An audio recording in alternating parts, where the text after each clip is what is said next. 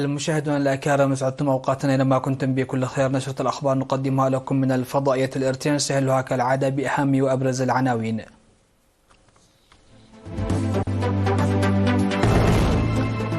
الخدمات الصحية تشهد إحراز تقدم كبير خلال سنوات الاستقلال الماضية. فرع التعليم بإقليم عنسبة ينظم ندوة للطلاب والمعلمين وأولياء الأمور. اختتام مهرجان طلاب الإقليم الجنوبي بروح حماسية في ملعب مندفرة. الصومال يطالب إنهاء عمل بعثة الأمم المتحدة.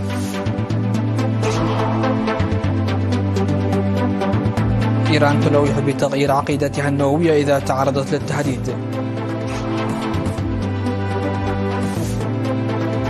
وانفصاليو كاتالونيا يخسرون الانتخابات في إسبانيا.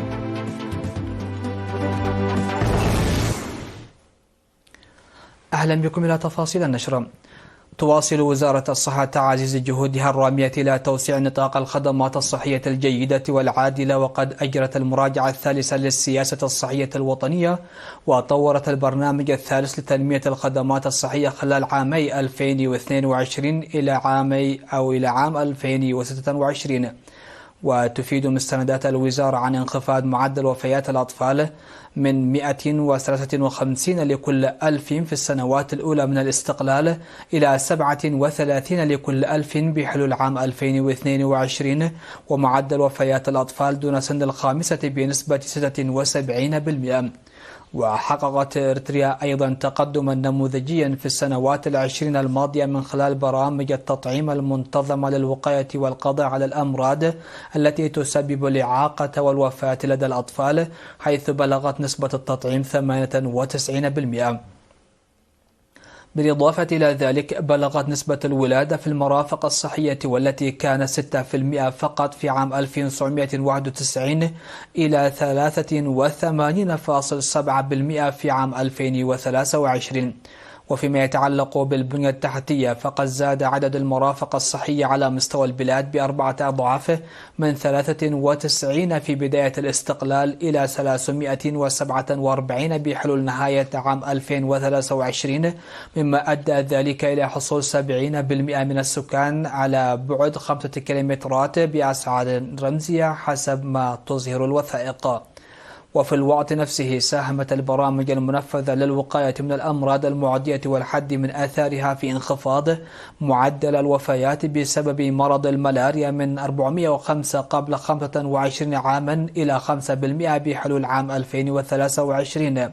كما تم إحراز تقدم كبير في مجال الإنفلونزا وفيروس نقص المناعة البشرية الأيدز.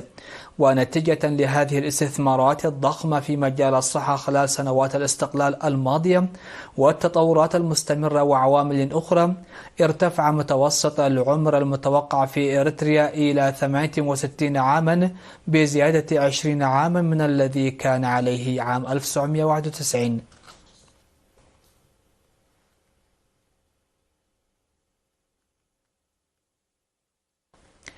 نظم فرع التعليم بإقليم عنسبة ندوة لطلاب الصف 11 وأولياء الأمور والمعلمين في جميع مديريات الإقليم.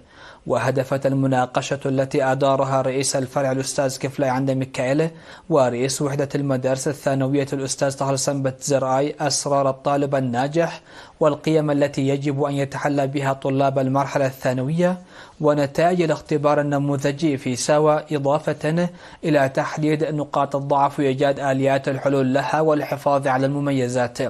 وقال الأستاذ طاهر سنبت زرعاي إن الطلاب الذين سيتوجهون إلى ساوى هذا العام ضمن الدفعة 37 يجب أن يستغلوا وقتهم بحكمة للقيام باستعدادات جيدة تركز على التعليم، ويجب على المعلمين أيضا فحص المجالات التي تحتاج إلى الاهتمام بعمق، وحثهم على زيادة مساهمتهم في شكل الفحص والمراجعة. كما حث أولياء الأمور ولجان أولياء الأمور على زيادة دورهم في تحسين جودة التعليم. وقال إن تخفيض النتائج ورفعها ليست مسألة أحادية الجانب، مضيفا أنها تجمع بين الطالب وصاحب الرؤية والمعلم الكفء الذي يسترشد بالتخطيط والمراقبة والرعاية الأبوية، داعيا للقيام بأعمال منسقة لإنجاح المهام. ودعا المشاركون إلى استمرارية مثل هذه المناقشات بدلا من تنظيمها عند حدوث ظاهرة نقاط الضعف فقط، مطالبين المعلمين بالعمل الجاد على تحسين الكفاءة وتحديد النقص في المدارس وإيجاد الحلول لها. كما طالبوا أولياء الأمور بالجدية في مراقبة أبنائهم ومعالجة النقص في المختبرات والمواد التعليمية الحديثة ونشر المكتبات الرقمية على نطاق واسع وغيرها من اقتراحات وحلول وتوصيات بناءة. لم يكن هناك سوى مدرسة ثانوية واحدة قبل الاستقلال في إقليم عنسبة، لكن العدد ارتفع في الوقت الحالي إلى 23 مدرسة ثانوية.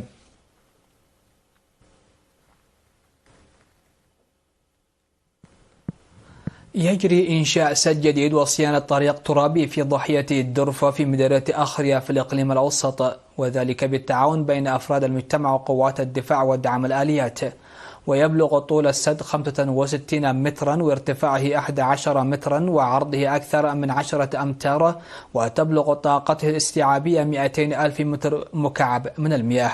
وقال المهندس كسة جبر جرجيش المشرف على المشروع إن المشروع سيساهم في التخفيف من مشكلة مياه الشرب وإثراء المياه الجوفية لتنمية البساتين وتسويق الخضار والفواكه في الوقت المحدد.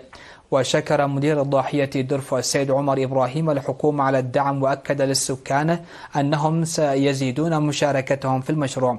من جانبهم طالب الأهالي شركة حارات للنقل بتخصيص حافلات لهم لاستكمال العمل في الموعد المحدد، مشيرين إلى القيام بكل ما يطلب منهم، مناشدين شركة حارات المواصلات توظيف حافلة لهم.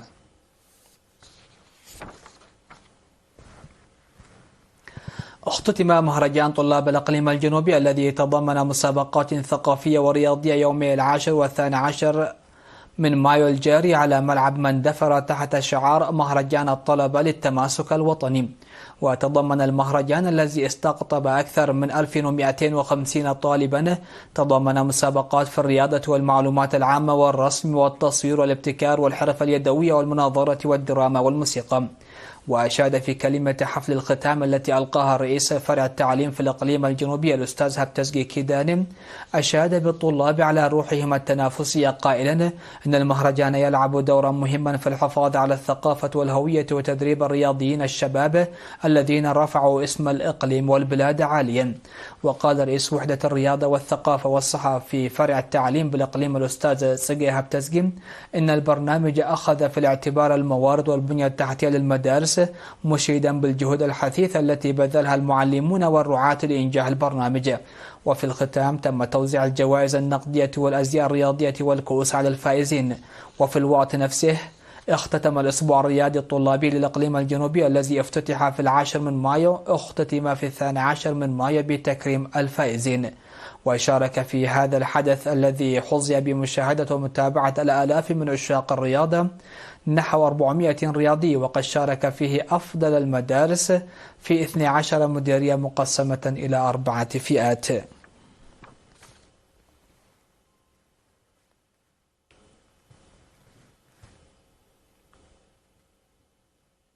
من جهة ثانية اختتمت فعاليات الأسبوع الرياضي 17 للقيادة الشرقية والتي استمرت لأكثر من شهرين بحفل أقيم على ملعب مدينة عاصف في 12 من مايو الجاري تحت شعار ما هو الحال في الاستراتيجية والتنمية نزدهر بالرياضة. وتخلل الحفل عارض موسيقي وفني قدمته فرقة نسري التابعة للقيادة الشرقية. وقال رئيس هيئة الإرشاد والتوجيه المعنوي بالقيادة الشرقية السيد هبتوم تسفى مريم إن أكثر من 1000 رياضي شاركوا في الأسبوع الرياضي الذي عكس منافسات قوية وروح رياضية عالية وحظي بمشاهدة كبيرة من أفراد قوات الدفاع والمواطنين. وقال إن مسابقات الدراجات وكرة السلة التي تم تقديمها هذا العام كانت حماسية وتنافسية للغاية، مشيدا بالداعمين الذين ساهموا بفعالية الإنجاح الأسبوع الرياضي. وفي كلمته الختامية قال قائد القيادة الشرقية العميد أبراهام عندومة إن الأنشطة الرياضية لا تنفصل عن الجهود المبذولة لتعزيز القدرات السياسية والأكاديمية والاقتصادية والعسكرية، داعيا لمزيد من العمل الفعال لتوسيع وتطوير الأسبوع من حيث المحتوى. وفي الختام توج فريق ميراث بطلا لكرة القدم، كما توج فريق دراغون بكافة المناشط الرياضية. وحضر المنافسة مسؤولون وقادة بالجيش بمن فيهم حاكم إقليم جنوب البحر الأحمر السفير محمد سعيد منتاي.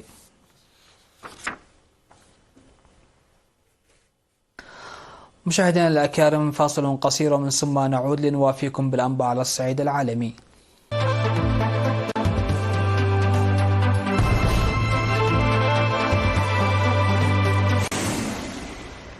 أهلا بكم على الصعيد العالمي. طلبت الحكومة الصومالية إنهاء عمل بعثة سياسية للأمم المتحدة تعمل في تحقيق السلام والإصلاحات الأمنية والديمقراطية منذ أكثر من 10 سنوات.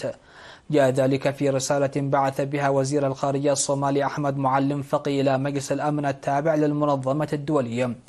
وقال 3 مسؤولين في المنظمة الدولية لرويترز إن بعثة الأمم المتحدة لتقديم المساعدة إلى الصومال والمؤلفة من 360 عضوا فوجئت بطلب مغادرتها عندما تنتهي ولايتها في أكتوبر، وإنهاء المهمة السياسية للأمم المتحدة منفصل عن مهمة حفظ الأمن التي يقوم بها الاتحاد الإفريقي بتفويض من المنظمة الدولية، والتي تضم حاليا 10,000 جندي على الأقل، ومن المقرر أن تنسحب وتسلم المهمة للدولة الصومالية بحلول نهاية هذا العام.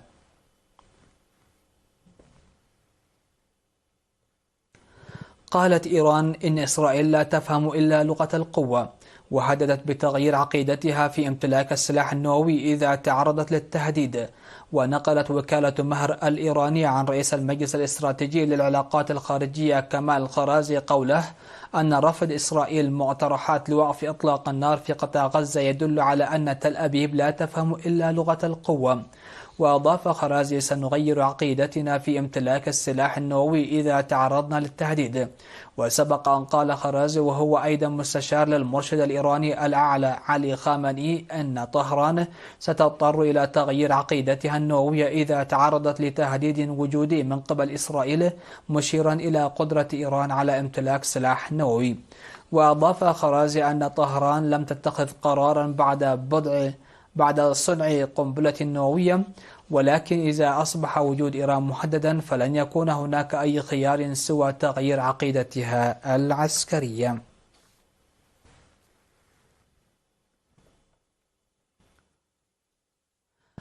خسرت الأحزاب الانفصالية التي حكمت كاتالونيا لمدة 10 سنوات أغلبيتها في الانتخابات الإقليمية التي أجريت مع تقدم واضح للاشتراكيين بزعامة رئيس الوزراء الإسباني بيدرو سانشيز. وبعد فرز 98% من الأصوات لم تتمكن الأحزاب الانفصالية من الحصول على سوى 59 مقعدا فقط من مقاعد البرلمان الإقليمي البالغ عددها 235، أي أقل بكثير من 68 مقعدا اللازمة لتشكيل أغلبية. في المقابل حصل الاشتراكيون الكتاليون بقيادة سلفادور إيلا على 42 صوتا، وهو ما يزيد قليلا عن المتوقع في استطلاع للرأي نشر بعد انتهاء التصويت، وهو ما يعني أنهم سيحتاجون أيضا إلى إقامة تحالفات لتشكيل أغلبية حاكمة. وقد نجح الاشتراكيون بزعامة رئيس الوزراء بيدرو سانشيز في إظهار تراجع المشاعر الانفصالية في كاتالونيا بعد أكثر من 6 سنوات من محاولة الانفصال في أكتوبر 2017، وهي واحدة من أسوأ الأزمات التي شهدتها إسبانيا المعاصرة.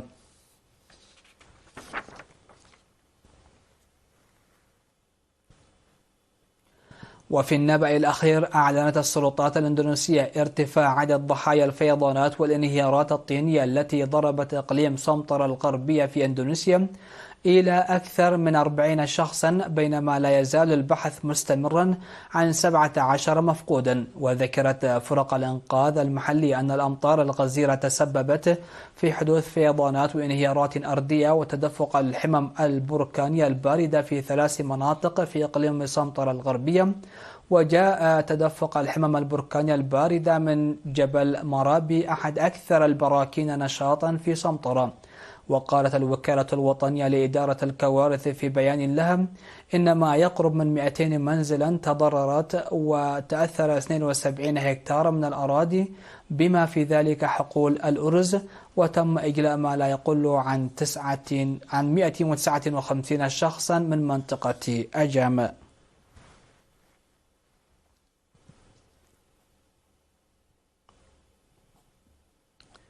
سادتي سيداتي، نختم نشرة هذا المساء بالتذكير بأهم وأبرز العناوين. الخدمات الصحية تشهد إحراز تقدم كبير خلال سنوات الاستقلال الماضية. فرع التعليم بإقليم عنسبة ينظم ندوة للطلاب والمعلمين وأولياء الأمور.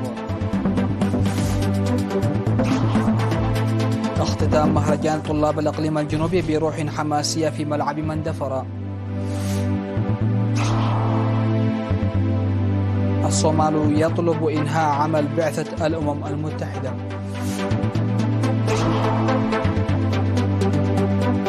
إيران تلوح بتغيير عقيدتها النووية إذا تعرضت للتهديد. وانفصاليو كاتالونيا يخسرون الانتخابات في إسبانيا.